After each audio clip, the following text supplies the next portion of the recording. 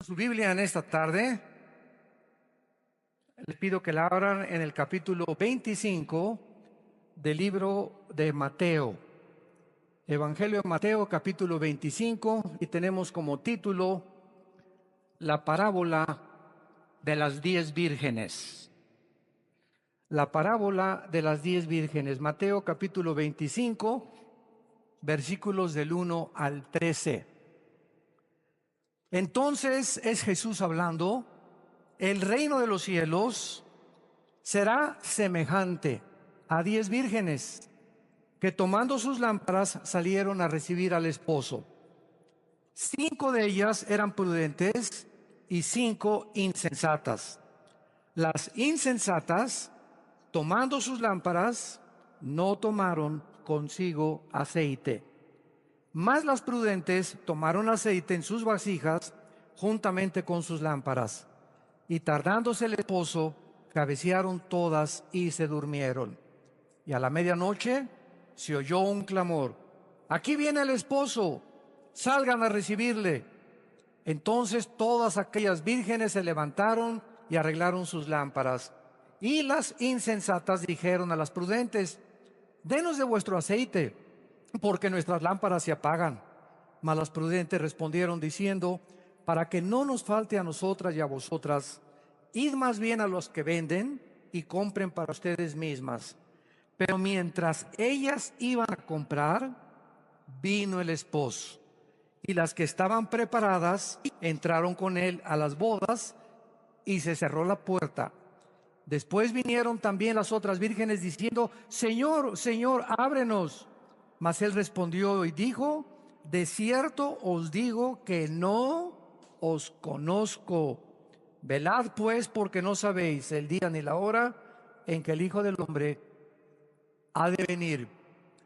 Damas y caballeros, iglesia de Dios y familia de Dios,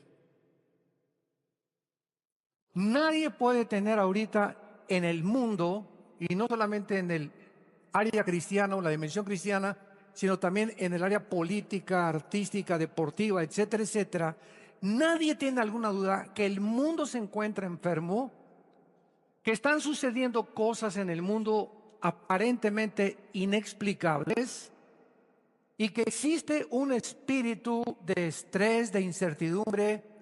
Como dicen en mi rancho, el miedo no anda en burro. Hay un temor impresionante en la gente y preguntándose todos: ¿qué pasará? Ahora que acaba de suceder este terremoto aquí en la Ciudad de México, hemos visto de qué forma los ciudadanos mexicanos han respondido y de qué forma como que las tragedias nos unen. Como que en ese momento ya no ves si es negro, si es amarillo, si es blanco, si es del PRD, si es del PRI, si es del PAN, ¿verdad? Yo nunca vi a los topos o a este grupo de personas que sacaban personas de los escombros diciéndole: oye, ¿eres del PRI o del PRD? ¿Eres blanco o eres negro? En ese momento se acaba completamente todo el racismo, todos los niveles culturales. En ese momento lo único que nos hace es, ¿verdad?, la tragedia, unirnos y buscarnos con todo el corazón. Anteriormente en la ciudad de Houston hubo una inundación impresionante con el huracán Harvey. No se imaginan ustedes que el agua estaba casi más de 1 metro de altura. Y cuando iban en las canoas los rescatistas, ahí se actuó con demasiada rapidez, gracias a Dios. Lo mismo, tú no veías a ninguna persona que estaban rescatando diciendo: se me olvidó mi Rolex en la casa, regresemos por él. O mis palos de golf. Lo único que veías tú en la televisión eran las gentes con las caras emocionadas: mi hijo se salvó. Y veías cómo se encontraban 2 canoas o 2 lanchitas, y aquí está mi abuelita y aquí está mi hijo. Y lo único que importaba en ese momento no eran los palos de golf, ni la televisión que se mojó, ni la cara, sino que estuvieran vivos. Era lo único que les llenaba de satisfacción. Todo lo demás, de repente, carecía de importancia. Y todas estas cosas nos llegan a pensar profundamente, no solamente teológica, sino también filosóficamente. ¿Qué pasaría si las circunstancias en el mundo, o por ejemplo en México, siguieran iguales? todo jijiji, jojojo, Disneylandia, todo el mundo progresando, etcétera, etcétera. Todo mundo feliz y contento, camino al infierno. Jesús lo dijo hace 2000 años claramente. ¿De qué le sirve al mundo ganar las cosas? ¿Y de qué le sirve a las personas que obtengan las cosas del mundo si pierden su alma? Entonces, desgraciadamente, los pensamientos de Dios no son nuestros pensamientos, ni la forma como Él actúa es como actuamos nosotros. Entonces, estas circunstancias que aparentemente a nosotros nos llenan de temor y nos llenan de preocupación y de cuestionamientos y de interrogantes. ¿Por qué un Dios como el Dios que dice la Biblia que de tal manera amó Dios al mundo, etcétera, etcétera, permite las cosas que están sucediendo? Y la respuesta es demasiado simple. Es que es desgraciadamente a través de estas tragedias que la gente se vuelve Dios. Es a través de estas circunstancias cuando comenzamos otra vez a pensar, caray, la muerte está enfrente de nosotros. Todos tenemos conciencia que tenemos que morir, pero con el trajín de la vida y el jajaja y el jijiji y el club y los caballos y las telenovelas y el dinero y por aquí por allá, de repente nos olvidamos que la muerte sucede en nuestra vida, tal vez saliendo de esta iglesia. Tal vez cuántos de los que nos están escuchando, hoy es el último día que Dios les está hablando a sus corazones. Y son estas circunstancias las que nos hacen comenzar a reflexionar otra vez. Y yo hubiera estado en esos escombros. ¿Cuántas miles de personas o las que se han encontrado en los grandes terremotos de más de 500, 2000, 5000 personas se fueron a la cama, se durmieron creyendo que iban a amanecer? Habían checado a las 6 de la tarde en el hospital y les dijeron: usted está sano, usted tiene una buena dieta y usted pura alimentos orgánicos come y bebe y muchos alimentos y se cuidan también haciendo ejercicio y el agua, y nada de eso está mal. Pero de repente nos damos cuenta que aunque tengamos la mejor salud del mundo, la muerte nos llama a casa en el momento más inesperado. Esto nos hace reflexionar a nosotros que seguimos en este mundo vivos, considerar qué es el cristianismo, porque las iglesias, escúchenme, las iglesias cristianas evangélicas en el mundo entero están llenas de personas no salvas, que creen que por ir a la iglesia tiene la salvación y son las que se van a llevar el susto de su vida, como la parábola que vamos a continuación a desarrollar. En esta parábola el Señor Jesucristo nos advierte la importancia de permanecer velando, diario, continuamente, no solamente el domingo. La vida cristiana es una relación personal, viva, orgánica con alguien que vive, que es Jesús. Y si tú no tienes esta relación diaria, viva, orgánica con Jesucristo, aunque el domingo vayas a alguna iglesia o tengas alguna religión, qué susto te vas a llevar. Y esta es la parábola precisamente que Jesús ha descrito para que comencemos a prepararnos y a considerar realmente qué es la situación o en qué situación me encuentro. Dado que las circunstancias son inesperadas y que puedo morir saliendo mañana, un ataque al corazón, una embolia cerebral, un balazo, un accidente, un temblor, me cae una losa arriba de la cabeza, una inundación, de muchas formas, pero todos tenemos que morir. Tenemos que considerar, mientras estamos vivos, si realmente tenemos la salvación. Esta parábola es también un retrato dramático de lo que le sucederá a los cristianos que se decían cristianos y no lo eran. Y pertenecían al coro, pertenecían a la alabanza, pertenecían a diáconos, pertenecían a la seguridad, pertenecían al grupo de oración, pertenecían afuera, eran pastores, eran obispos, eran lo que tú me quieras llamar. La iglesia está llena de personas que no saben ni han entendido lo que es el cristianismo. Y este es un retrato que Jesucristo nos da. Vamos a ver a continuación y a identificar los protagonistas. El esposo está mal traducido. Si lo quieren ustedes corregir en sus Biblias, es la palabra numpíos, con N de Nancy, U, M de mamá, P de papá, H, I latina, O, S de Samuel. Numpíos, y es el novio.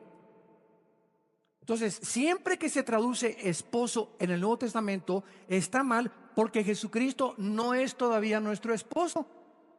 Vamos a demostrarlo a través de varios versículos en este momento. Entonces, el novio aquí es el Señor Jesucristo. Las vírgenes prudentes son los verdaderos creyentes, los que tienen la salvación y están seguros de su salvación. Las vírgenes insensatas son los falsos creyentes, los cristianos que han ido a la iglesia y han ido a muchos estudios, pero nunca han sido regenerados, nunca nacieron de nuevo, nunca entendieron que era realmente que la necesidad más importante para asegurarnos de que pertenecemos al reino de Dios es el arrepentimiento.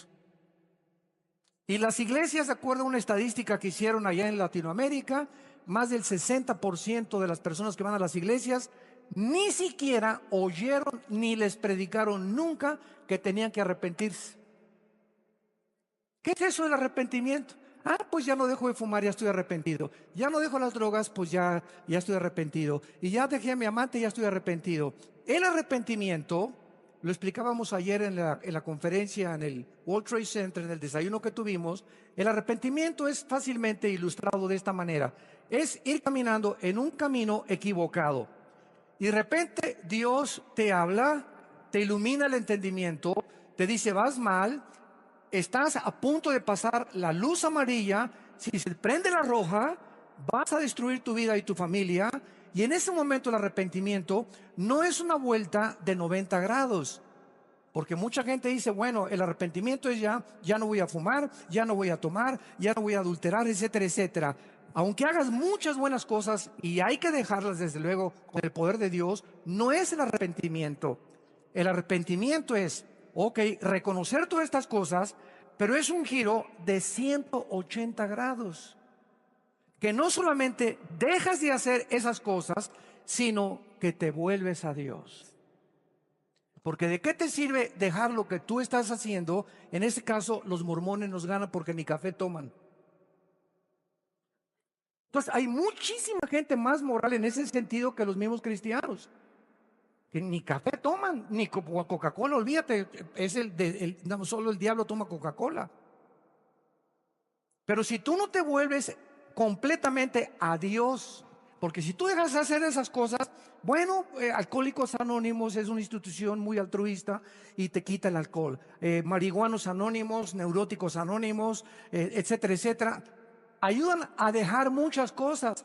Pero no solamente se trata de eso, sino de que nos volvamos a Dios y camines ahora, de aquí en adelante, con la Biblia delante de ti, en contrario a lo que tú ibas, y comiences a leer y a seguir diariamente para que sepas en qué camino me encuentro. Si estoy siguiendo a Jesucristo, es algo diario. Es algo diario. Y mientras esto no forme disciplina de tu vida, se puede dudar realmente que tengas tú la salvación. Porque has dejado de hacer buenas cosas, eres una persona altruista, eres una persona moral. Y como los fariseos en tiempos de Cristo nos hubieran ganado a todos nosotros. No por afuera, ¿verdad? Y olvídate, ¿no? Y aquí está la mujer adúltera y la ley dice que hay que matarla a pedradas, etcétera, etcétera. Eran impresionantemente implacables y eran limpios ante la sociedad, pero su corazón, Jesucristo les dijo, es como un sepulcro. Por afuera la tumba blanca, pero por dentro de ustedes es un nido de podredumbre, de gusanos y de mazacuatas y coralillos y cascabeles. Entonces, qué importante es que tengamos estos principios. Las lámparas son la palabra de Dios. Dice en el Salmo 119, lámpara es a mis pies tu camino. Entonces, las lámparas es un símbolo o tratan de significar la palabra de Dios, que es la forma como Dios nos alumbra nuestra vida y el testimonio que damos. Y el aceite de las lámparas que vamos a continuación a ver es el Espíritu Santo, es la unción del Espíritu Santo que llena la lámpara. Vamos a ver que no basta solamente traer la Biblia, porque hay un dicho que decía Charles Spurgeon, el príncipe de los predicadores: el diablo nunca es más diablo que cuando trae la Biblia debajo del brazo. O sea, tú puedes ver a mucha gente, hay cantidad de sectas que usan la Biblia, que la luz del mundo, los testigos de Jehová, adventismo del séptimo día, etcétera, etcétera, ciencia cristiana, usan la Biblia. Cuando Cristo se enfrentó a Satanás, Satanás no le citó el manifiesto comunista. Satanás le citó a Cristo el libro de Deuteronomio, se lo sabía de memoria Satanás. Cuando los demonios le conocieron a Cristo en las sinagogas, ellos fueron los primeros que le dijeron: tú eres el Hijo de Dios. O sea, el diablo no es ateo. Los demonios no son ateos. No basta decir creo en Dios. La pregunta es: ¿en cuál Dios? Y el apóstol Santiago en su capítulo 2, en el Nuevo Testamento, lo aclara.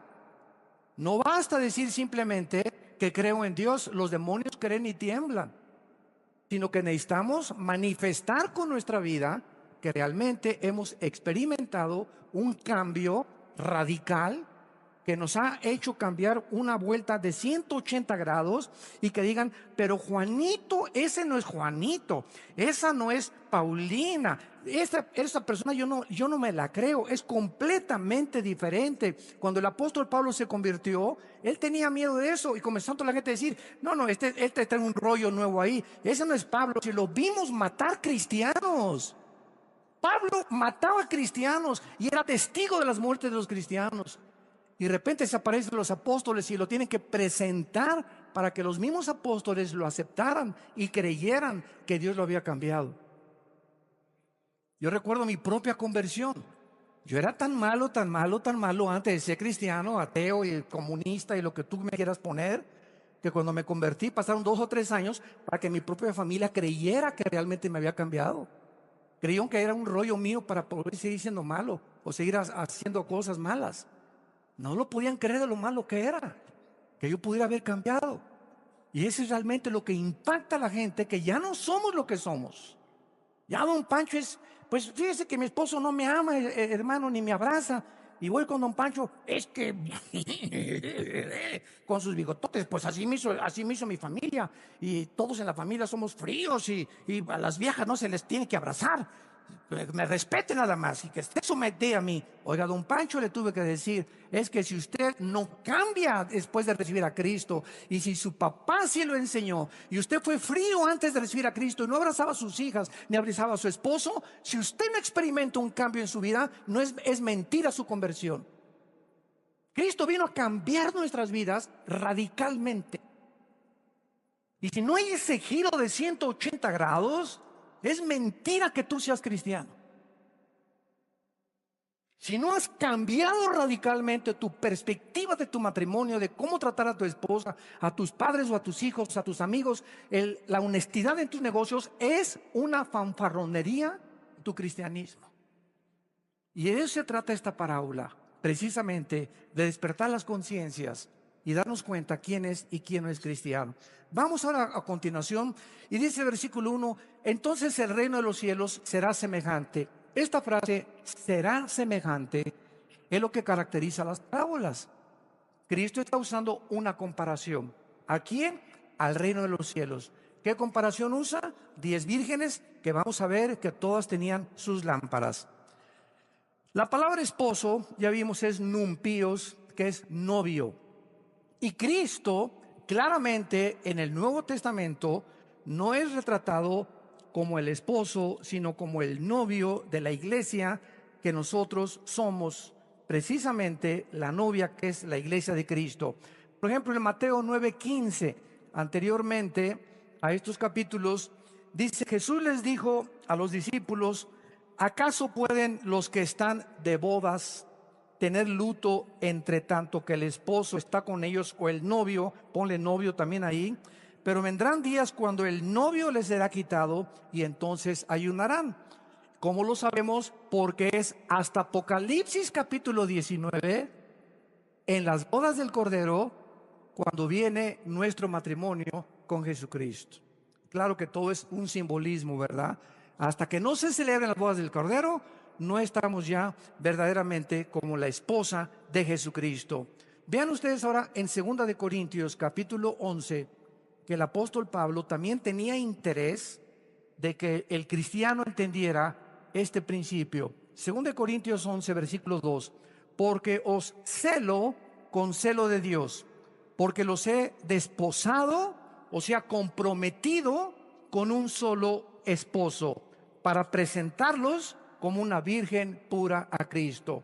Es lógico, ¿verdad?, que si nosotros la iglesia somos y se nos simboliza como una virgen, es porque no nos hemos casado. Una persona que ya no es virgen es porque ya se casó.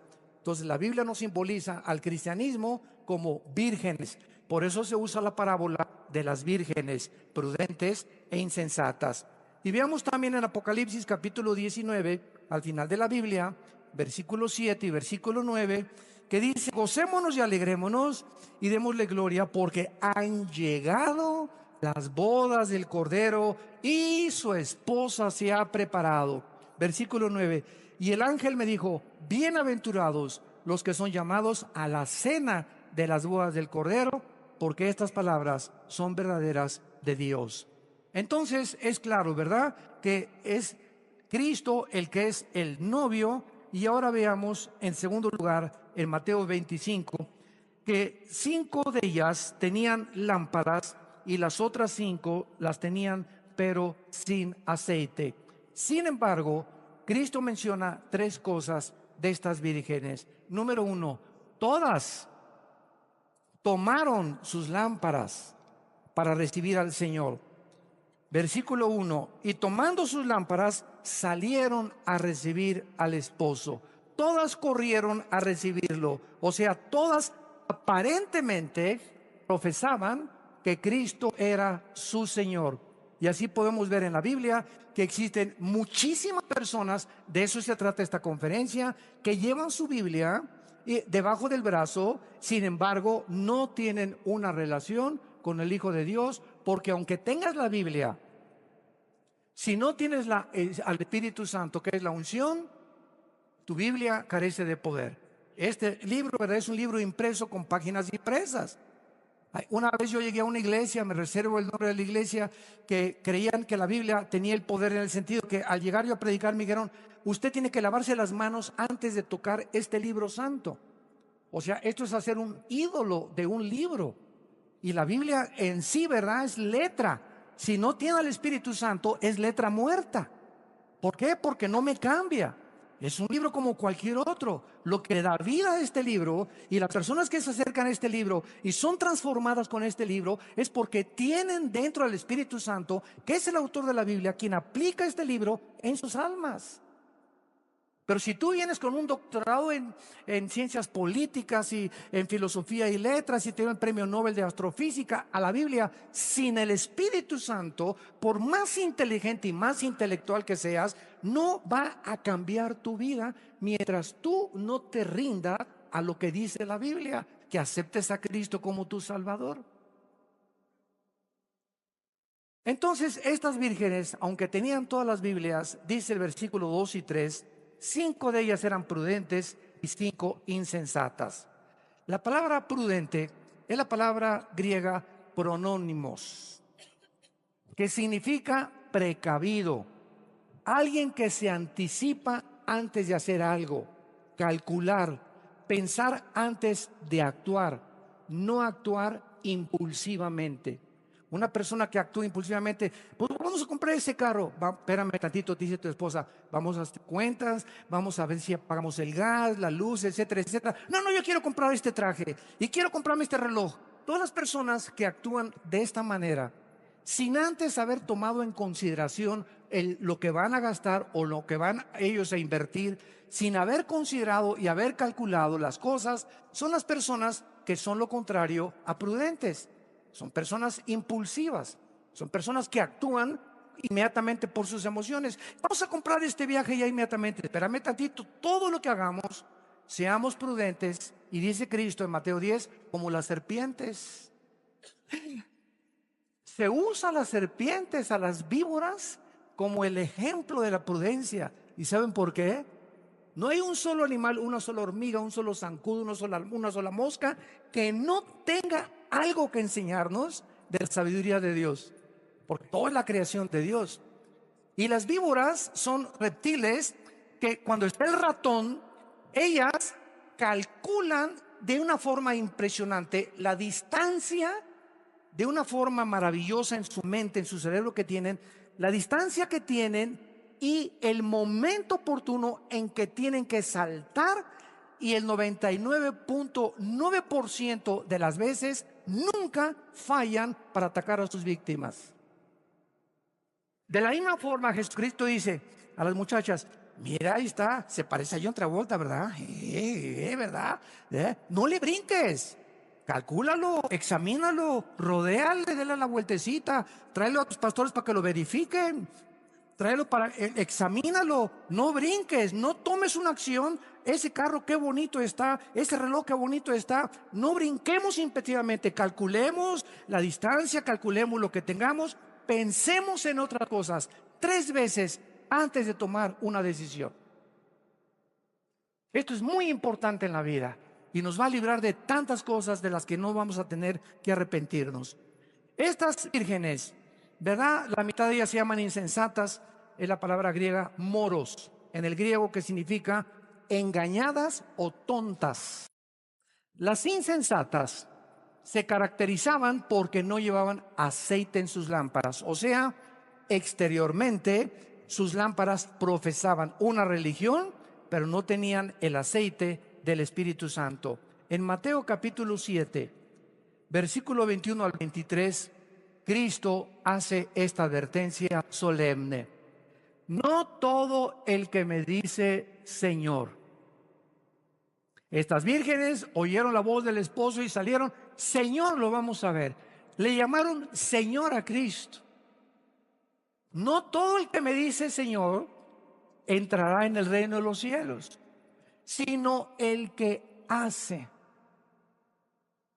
La fe sin obras es muerta completamente. Si nosotros no hacemos lo que la Biblia nos manda que tenemos que hacer, la fe tiene que ser demostrada a través de las obras. Las obras justifican que yo realmente he cambiado. Yo pues sí soy cristiano y voy a la iglesia y uso la Biblia, pero la pregunta es: ¿mi vida ha cambiado? ¿Soy mejor amante? ¿Soy más considerado con mi esposa? Mi esposa ahora es la reina de mi casa. Ya les pedí perdón a mis padres de todo lo que les hice. En mi trabajo ya cambié, ya no soy el que no avanza, no tranza. Ahora ya no doy mordidas, ahora ya soy honrado. Ahora estoy dispuesto a perder hasta mi trabajo si me exigen que participe de la corrupción. Cuando hay ese cambio radical en tu vida, donde tu misma esposa, tus hijos, tus padres, tus amigos, tus hermanos se dan cuenta que ya no eres la persona que eras hace una semana o 2 semanas, es cuando realmente se puede decir que Jesús está en tu vida. No antes. Tiene que haber una revolución completa dentro de nuestro corazón. Y es lo que Jesucristo está tratando de decirnos. En el libro de Judas, que está antes de la Biblia, antes del Apocalipsis, Judas, la epístola de Judas, versículo 19, dice: estos son los que causan divisiones, los sensuales que no tienen el Espíritu. Y aquí Judas es una carta escrita para los que entran a las iglesias en el mundo entero, y en todas las iglesias hay esta clase de personas: murmuradores, chismosos, chismosas, hablando contra el pastor, y si esto por acá, y si esto por allá. ¿Por qué es esta actitud la que tienen? Porque son sensuales, están manejados por la energía de la carne, no tienen el Espíritu, todavía no han aprendido a amar la obra de Dios. Y cuando actúan con motivos equivocados, para su gloria, para su ego. Pues si no lo reconocen, se van de la iglesia. Si no me aceptan, es que no se han fijado que soy el papucho de papuchos. ¿Cómo es posible que no me han hecho pastor o pastora? ¿O por qué no me han... mi voz, que Bocelli parece Pinocho comparado conmigo. Y cuando hay este tipo de actitudes en el corazón, hablan de que algo está mal en tu vida interior. Algo está mal en tu vida interior. Cristo no ha revolucionado completamente eso. Lo vamos a ver más adelante. Ahora vemos las 5 prudentes, dice el versículo 4. Mas las prudentes tomaron aceite en sus vasijas juntamente con sus lámparas. Estas vírgenes representan a los verdaderos creyentes que han creído en Jesús, lo han demostrado, han calculado, pensado profundamente lo que harán con sus vidas futuras, como dice Primera de Juan, capítulo 3, versículo 3. Todo aquel que tiene esta esperanza se purifica a sí mismo. O sea, si tú tienes a Cristo realmente, una de las áreas más importantes que pueden denotar tu verdadero cristianismo es tu pureza sexual. La pureza sexual es una de las áreas de las más importantes.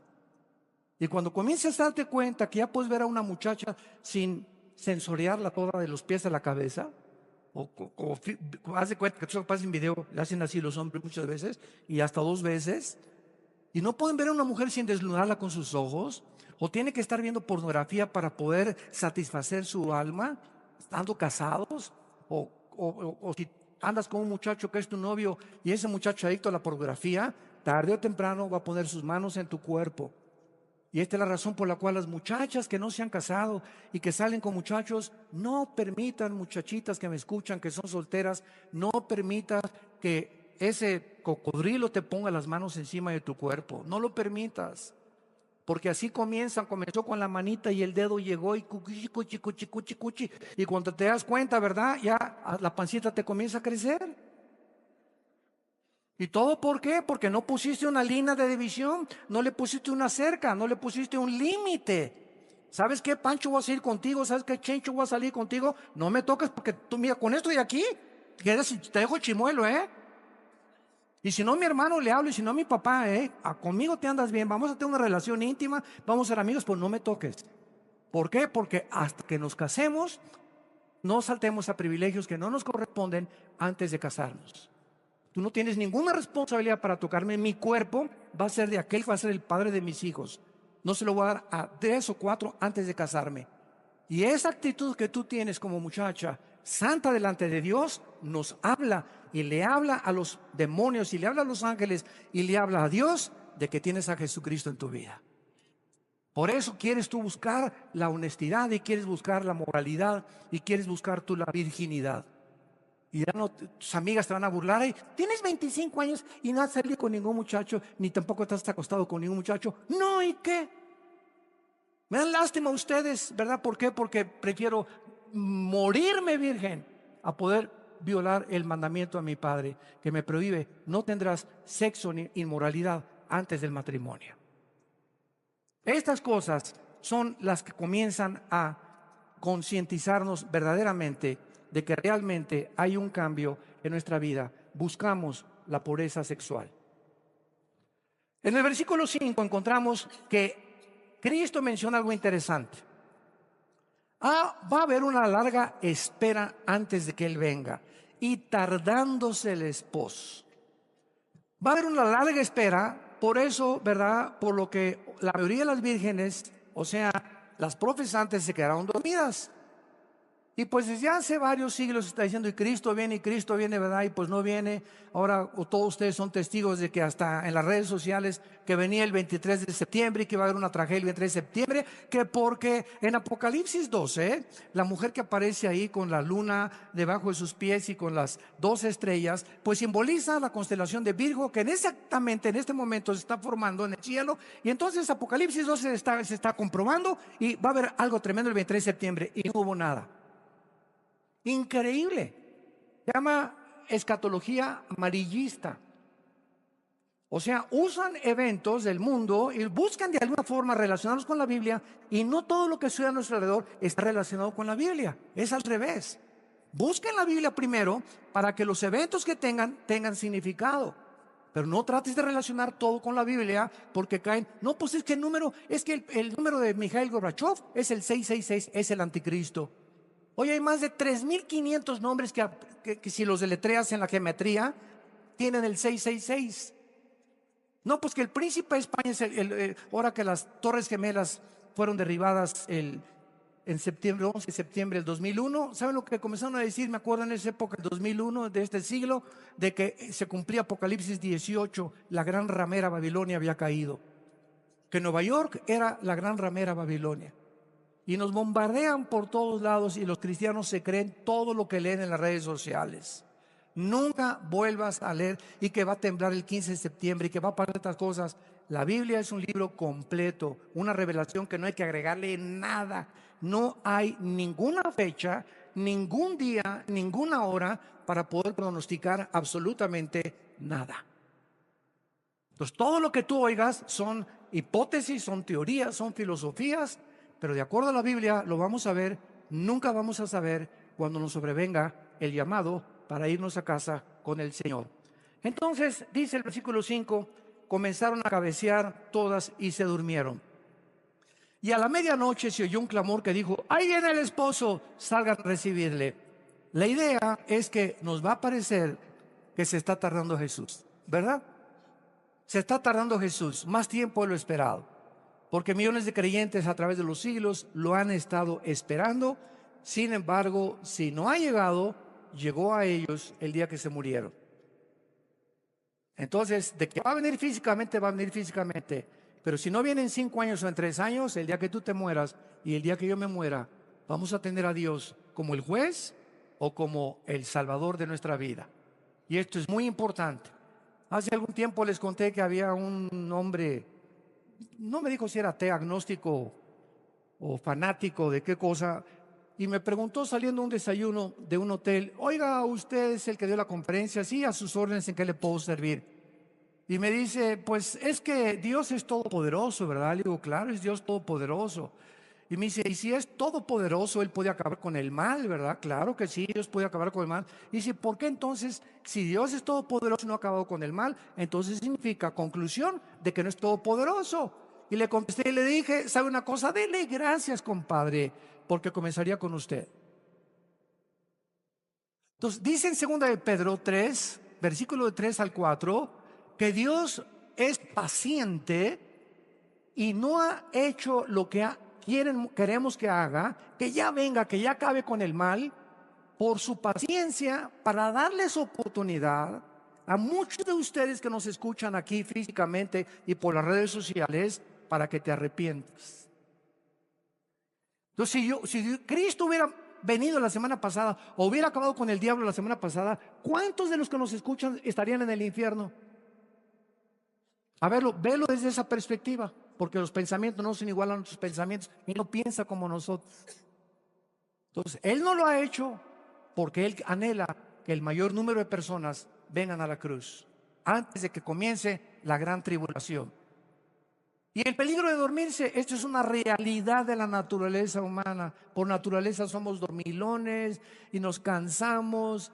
Yo como pastor se los digo sinceramente, ¿verdad? Y conozco a muchos líderes igual que yo. No se imaginan, el otro día me habló un pastor y me dice: yo tengo problemas en mi casa, en mi iglesia. Y le dije: si tú tienes problemas en tu casa, escúchame esto. Yo tengo problemas con más de 38 iglesias que tenemos ya en el mundo, con los misioneros, con el dinero, con la administración, con las secretarias, con los carros, con los boletos de aviones, con los congresos, con los seminarios. Si tú tienes esas, haces una cosa, parece que estás en un lecho de rosas, le dije. Entonces dije: tú no te imaginas los problemas que yo tengo, le dije. Y estoy así, y llego a mi casa y nadie lo sabe, y nos vemos aquí en público, ¿verdad? No, el hermano se ve muy bien, etcétera, etcétera. Pero cuántas veces llegamos así, y he llegado a mi casa, me desplomo así junto a mi cama, agarro mi cojín, me lleno de lágrimas, orando, intercediendo, gritándole a Dios: Señor, echando mi ansiedad sobre ti, no quiero amanecer así, no quiero que esta actitud mía afecte a mi esposa ni a mis hijos, no quiero proyectar eso, ayúdame, sosténme, tú eres mi fortaleza, mi pronto auxilio en las tribulaciones, Él es mi roca firme, si no estoy contigo, Señor, no puedo vivir para ti. Y sacamos todo aquello y comenzamos otra vez a renovar fuerzas como el águila. Pero la tendencia es dormirnos. La tendencia es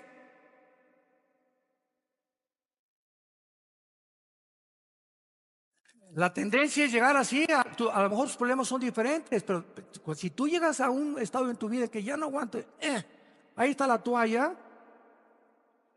se oye un coro arriba del diablo, alabío, alabao, alabim, bomba, túpanle, túpanle, más recio, ra, ra, ra. Y se te viene una parvada como de abejas africanas de demonios a atormentarte. Porque dice la Biblia en el libro del Éxodo que cuando iba el pueblo de Israel adelante, los que amalecitas que comenzaron a atacar a la caravana, nunca atacaban a los que iban en primera fila, a los generales y capitanes, atacaban a los que iban hasta atrás, a los rezagados, a los débiles. A esos son a los que ataca Satanás. Entonces, si tú te conchinflas, ¿verdad? Y ya no quiero nada, y esto y el otro, y estás un hipócrita y esto no sirve para nada, de nada te sirve tus quejas y lo que estés diciendo. Un cristiano desanimado es un cristiano derrotado. No permitan, santos de Dios, nunca el desánimo. Estamos atribulados en todo, pero no desesperados. Estamos perseguidos, pero no desamparados. En problemas, pero nunca que la angustia se apodere de nuestra alma. Nunca llegues a un rincón en tu vida, ya como como los perritos lamiéndote tus heridas. Nadie me quiere, nadie me viene a ver en el hospital, nadie me visita. Llego a la iglesia y nadie me saluda. Y comienzas y te hundes y de esto no me va a sacar. Y ya se fue mi esposo y no tengo seguro social. Y en ese momento, ahí es cuando el escudo de la fe se cae. ¿Qué es la fe? Es el escudo, dice en Efesios 6. ¿Por qué? Porque es la fe la que nos defiende ¿de quién? De los dardos de Satanás. ¿Y cómo ataca Satanás? Con pensamientos. Precisamente, eres una desdichada, nunca te vas a volver a casar, te vas a quedar sin esposo, te vas a quedar sin novio, te dicen la Betty la fea, bla, bla, bla, bla, bla, bla, bla. Y tú, sí, amén, amén, amén, amén. Por el amor de Dios. ¿Se dan cuenta ustedes al estado que podemos llegar? Es en ese momento cuando nos abandonamos a nosotros, cuando caemos en incredulidad, que se viene contra nosotros el enemigo con todo lo que da. Y tu estado comienza a ser peor, 5 veces peor que el primero. ¿Por qué? Porque bajaste el escudo de la fe. Es el escudo de la fe. El Señor no me abandonará. El que habita cerca al abrigo del Altísimo, morará bajo la sombra del Impotente. Diré yo a Jehová, castillo mío, mi roca. Y comienzas en ese momento de desesperación. No me importa en qué mi hija se fue, mi hijo se fue, perdiste el trabajo. En cualquier momento en que nos sintamos arrinconados, sin fuerzas para salir el panorama oscuro, confiesa la palabra de Dios. Él es mi Señor, Él es mi roca, tú eres mi ayuda, mi fortaleza, nunca me dejarás, nunca me desampararás. Y mientras comienzas a hablar, algo misterioso en el reino espiritual sucede en la dimensión invisible. Cuando hablamos la palabra de Dios con fe, se comienzan a despejar así las nubes y los demonios comienzan a irse. Mi cerebro comienza a pensar más claramente y comienzo a entender claramente su voluntad, porque mientras no estemos despejados, el Espíritu Santo no se comunica a nuestro espíritu. Acuérdate de eso. Nuestra mente tiene que estar despejada para que podamos discernir la voz del Espíritu Santo. Este es el peligro de dormir. Se dice en Romanos capítulo 13, versículos del 11 al 14, dice Pablo: y esto conociendo el tiempo que es para levantarnos del sueño, porque ahora está más cerca de nosotros nuestra salvación que cuando creímos. La noche está avanzada y se acerca el día. Desechemos pues las obras de las tinieblas y vistámonos de las armas de la luz. Andemos como de día honestamente, no en glotonerías, borracheras, lujurias, lascivias, contiendas, envidia, sino vistámonos del Señor Jesucristo y no proveáis para los deseos de la carne. Pablo compara que ya estábamos a 12 de la noche ahorita, 1 de la mañana ya. Es la hora más oscura del mundo ahorita. Es cuando más confusión hay ahorita, política, filosófica, artísticamente, económicamente. Nunca el mundo ahorita en el siglo XVII que nos encontramos, en el siglo XXI, en el año 2017, nunca he visto tanta confusión filosófica, religiosa, política, económica como en el año que estamos viviendo.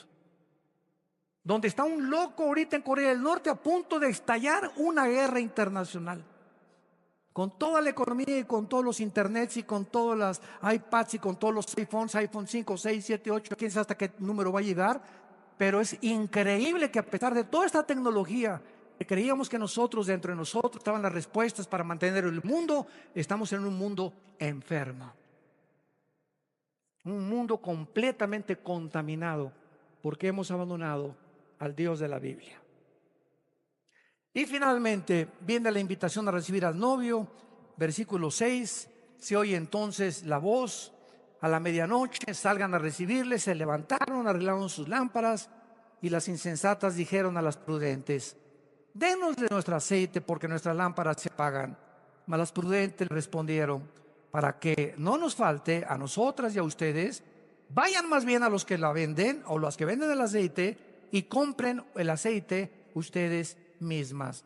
Esta voz de que se oye el esposo es la voz de Primera de Tesalonicenses 4:16, el arrebatamiento de la iglesia, porque el Señor mismo, con voz de arcángel y con voz de trompeta, descenderá del cielo, y esa voz nada más la vamos a oír lo que teníamos el aceite en la lámpara con la unción del Espíritu Santo. Todos los demás van a decir: pues sí, ¿verdad? Oímos, ¿verdad? Etcétera, etcétera. Pero Señor, Señor, y Él les dirá: yo nunca los conocí. Se levantarán para arreglar sus lámparas, pero no van a poder. Las insensatas descubren que no tienen aceite. ¿Por qué? Porque simplemente estaban cubiertas de religión. No había habido nunca un cambio interior en sus vidas. Nunca fueron regenerados, regeneradas, nacidas de nuevo, nacidos de nuevo. Solamente tenían el manco del catolicismo: soy de la Iglesia Nueva, soy mormón, soy testigo de Jehová, soy bautista, soy presbiteriano, soy nazareno. Es lo único que tenían, el título, pero dentro de la botella no había nada. Y cuando venga Cristo no va a estar viendo a ver los bautistas, los nazarenos, los evangélicos. Cuando Él venga, lo único que le va a interesar es lo que está dentro de la botella. La esencia, el espíritu que nos ha transformado y que nos ha revolucionado a todos nosotros. Y finalmente las prudentes, dice el versículo 9, entonces estaban preparadas, sus corazones purificados y santificadas. Pero esta salvación, lo vemos claramente, que cuando comenzaron a pedirles: denos de su aceite, es que espérame tantito, la salvación es individual. Es que mis papás me dan otra religión. Mira, tus papás no van a pagar la condenación por tu vida cuando Cristo venga. Si tu papá fue mormón, tu papá fue budista, tu papá fue musulmán y Cristo te abre los ojos, es para que regreses a esa casa donde tú vienes y seas una luz y comiences a mostrarles que se encuentran en un camino equivocado, con amor, con paciencia, con perseverancia y con prudencia. Pero no se puede decir: es que dame tu salvación en ese momento, o a la hora de la ambulancia, cuando ya me llevan al hospital. Jesucito mío, mi dulce compañero, me desampara en noche de día. Entra en mi corazón, Jesús. Y eso sería burlarnos de Él, porque Dios sabe perfectamente bien que dice: cuando oiga su voz, ¿cuándo lo estás oyendo? Ahorita estás escuchando su voz a través de la Biblia. Cuando oigas esto, no te endurezcas. Ahorita te sales, te vas a las tortas, a los tacos aquí de chile relleno ahí en la esquina, te vas a tu casa, etcétera, etcétera, en la noche, y se te olvidó todo lo que hablamos, porque en este momento tú dijiste: lo voy a pensar y lo voy a hacer mañana, y mañana viene otra temblorina y te cae un ladrillo arriba en la cabeza. Y te perdiste para siempre, ya no hubo oportunidad. Tú creíste que lo voy a pensar mañana o pasado mañana. Cuando oigas su voz, no te endurezcas. Hoy es el tiempo en el que tú tienes que tomar una decisión, en esta misma hora que Dios te está hablando. Vino el esposo, 3 palabras poderosas que nos garantizan el regreso de Cristo. Vino el esposo. Jesús lo dijo: vengo, Apocalipsis 22, y mi galardón conmigo para recompensarlos según sus obras. Las insensatas se quedarán. ¿Por qué? Porque comenzaron a decirle: Señor, Señor. Y Jesús les dijo: no las conozco, no sé quiénes son ustedes. Y dice Juan 10, Dios conoce a sus ovejas. Cristo conoce quiénes son sus ovejas. ¿Quiénes son sus ovejas? Las que oyen la voz del pastor. Es que yo dije que era cristiano, pero ¿cuántas veces me habló Jesús a través de la Biblia y no le hice caso? Oí la voz de Friedrich Nietzsche, oí la voz de Bertrand Russell, oí la voz de Walter Mercado, oí la voz de los gurús, oí la voz del psicólogo, oí la voz del psiquiatra, oí la de ese deportista, de esa cantante famosa, pero nunca reconocí la voz de mi pastor. ¿Por qué? Porque aunque yo me decía que era cristiano, no tenía el Espíritu Santo que me capacita para reconocer, sintonizarme, no con la charrita del cuadrante, sino con la voz donde está en el FM que yo necesito oír. Estamos llenos de aquí, ¿verdad?, de ondas por todos lados. La voz de Nietzsche, de ateísmo, agnosticismo, ateísmo, nazismo, fascismo. Estamos rodeados de filosofías, de darwinianismo, de que venimos del chango, etcétera, etcétera. ¿Cuál vas a oír? ¿Cuál es la voz que vas a escuchar finalmente? Y solo hay un camino, una verdad y una vida que se llama Jesucristo. Y esa es la voz a la que cuando Él venga te va a decir: no todos que me digan Señor, porque yo conozco mis ovejas, y si fueras mi oveja, me hubieras obedecido. Pero no me obedeciste, porque simplemente no era mi voz la que tú estabas escuchando.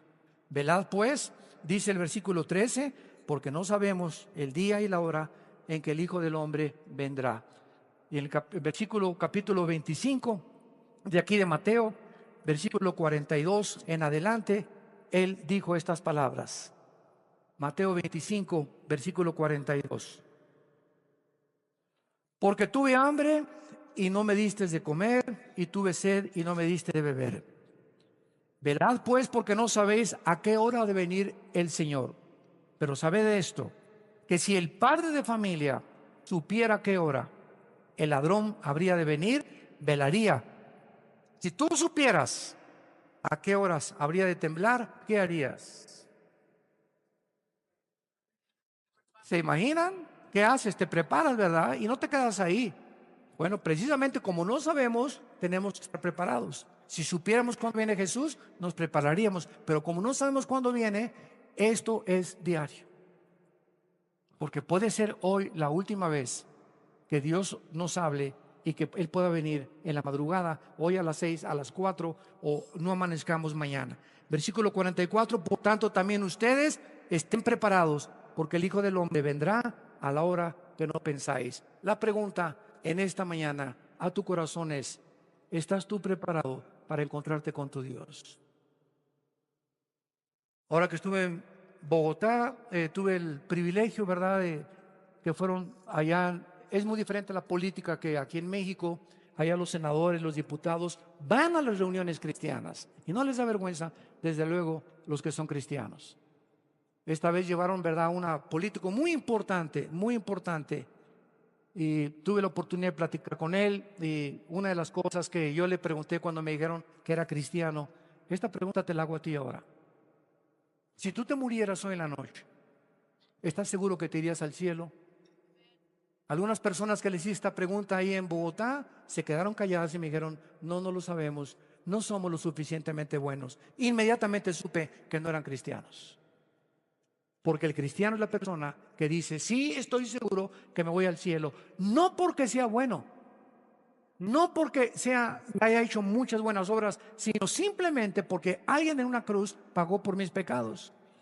Y gracias a lo que ese hombre hizo, por la gracia estoy eternamente agradecido. Y si entro al cielo, no va a haber nada de lo cual me merezca. Voy a entrar como un regalo que Dios me otorga, como la salvación.